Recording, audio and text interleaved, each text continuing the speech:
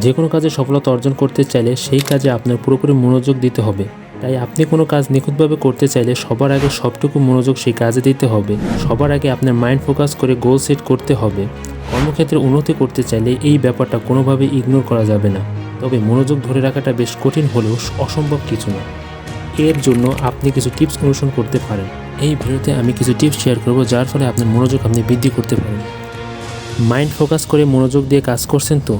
কোনো কাজ দীর্ঘক্ষণ ধরে করলে মনোযোগ হারিয়ে যাওয়া খুবই স্বাভাবিক বিষয়, কিন্তু অফিস, ক্লাস, পার্সোনাল লাইফ সব ক্ষেত্রে কিন্তু আপনাকে মাইন্ড ফোকাস করে কাজ করতে হবে। তবে আপনি যদি কাজে ফোকাসড হতে চান কিংবা ইমপ্রুভমেন্ট করতে চান, তবে আপনার মেন্টাল ফোকাসের বর্তমান অবস্থা শুরুতেই অ্যাসেসমেন্ট করে নিতে হবে। তবে জেনে নেওয়া যাক কাজে মনোযোগ বাড়ানোর কিছু উপায়। কাজ শুরু করার আগে নিজের মস্তিষ্ককে তৈরি করে নিন। যে কোনো কাজে শুরু করার আগে আপনার মস্তিষ্ককে প্রস্তুত করে নিতে হবে। কিভাবে করবেন ভেবে পাচ্ছেন না? এক্ষেত্রে আপনার কমফোর্ট লাগে এরকম একটি পজিশনে বসে পড়ুন। এবার গভীরভাবে নিঃশ্বাস নিন যাতে করে আপনার নিঃশ্বাস পাকস্থলী পর্যন্ত পৌঁছায়। 2 মিনিট এই প্র্যাকটিসটি ফলো করুন।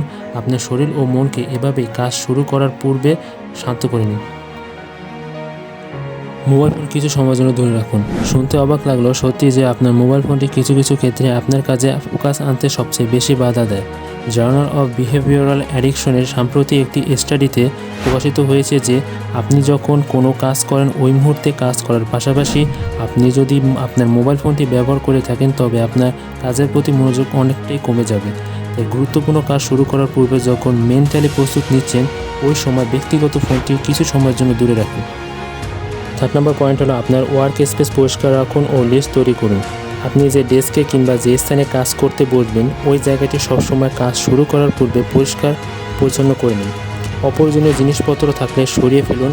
কাজের সুবিধার্থে একটি টু ডু লিস্ট তৈরি করে সেটি পাশেই রাখতে পারেন। ডেস্ক ড্রয়ার কিংবা গুরুত্বপূর্ণ জিনিসগুলো গুছিয়ে রাখুন। কাজের ফাঁকে আপনার তৈরিকৃত রিমাইন্ডার কিংবা টু ডু লিস্ট চোখ বুলিয়ে নিন। দেখবেন কাজের প্রতি অনেকটাই ফোকাস বৃদ্ধি পাবে এবং আগ্রহ জাগবে। 4 নম্বর পয়েন্ট হলো নিজেকে মোটিভেট করুন। নিজেকে একটু সময় দিন। সেলফ মোটিভেশনই পারে যে কোনো কাজ সফলভাবে সম্পন্ন করার জন্য অনুপ্রেরণা যোগাতে। আপনার চারপাশে এমন কিছু বিষয় আছে যা আপনার মনোযোগ নষ্ট করতে পারে, সেই জিনিসগুলো কিংবা বিষয়গুলো থেকে দূরে থাকার ট্রাই করুন। আমি পারি, আমাকে এই কাজটি নিখুঁতভাবে শেষ করতে হবে, এই বিষয়টি মনে গেঁথে নিন। মাইন্ড ফোকাস করে কাজ করতে আর অসুবিধা হবে না। 5 নম্বর পয়েন্ট হলো ক্ষুধার্ত অবস্থায় কাজ শুরু করবেন না। খাবার খেয়ে কাজে বসবেন, পেটে ক্ষুধা থাকলে আপনি কখনোই কোনো কাজে মনোনিবেশ করতে পারবেন না। এছাড়া কাজের মধ্যে ব্রেক নিয়ে নাস্তা করে নিতে পারেন। চা, কফি, ফ্রেশ জুস, বাদাম কিংবা কুকিজ এগুলো কাজের ফাঁকে খেতে পারেন। এতে এনার্জি পাবেন, মাইন্ড ফোকাস করে কাজ করতে সুবিধা হবে।